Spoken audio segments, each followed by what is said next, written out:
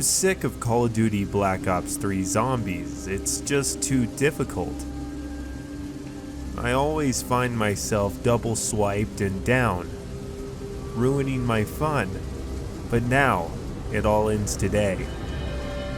They say be careful what you wish for, but I don't care in the slightest. I was playing Kino and had an awesome setup with the thunder gun and a double pack-a-punched weapon. Round 50 was in the bag, but fate disagrees.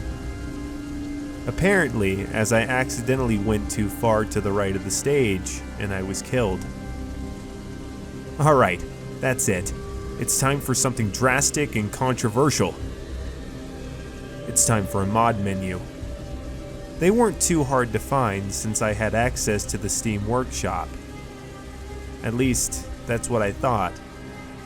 There were none here. But how? My friends had used a mod menu thousands of times on Steam. That's when a post on the workshop caught my eye. It was a mod menu, a really good one at that. It had unlimited points, God mode, even no clip. This was amazing. I have to try this. There was something in the corner of the post. The print was incredibly small. There was no way I could read it. I'm fairly sure it was just the owner crediting themselves. So I decided to launch the game. It loaded fine, but when I selected the mod and began loading it, I heard a murmuring noise which I couldn't decipher.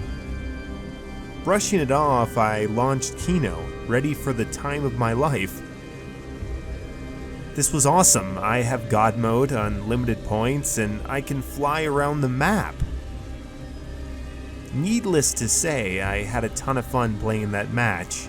3 games later, I decided to go make myself dinner. But when I stepped into the kitchen, I felt an immediate feeling of wooziness wave all over me.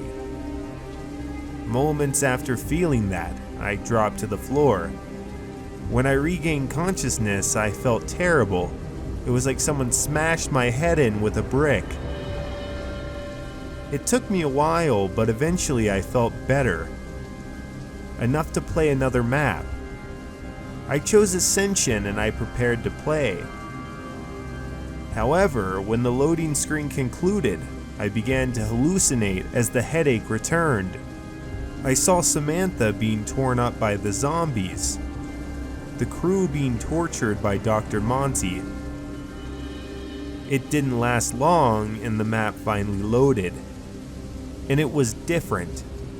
The tint of the map was no longer gray, but instead replaced by a dark red tint.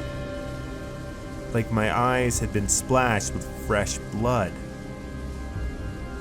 Not only that, my hacks, they didn't work.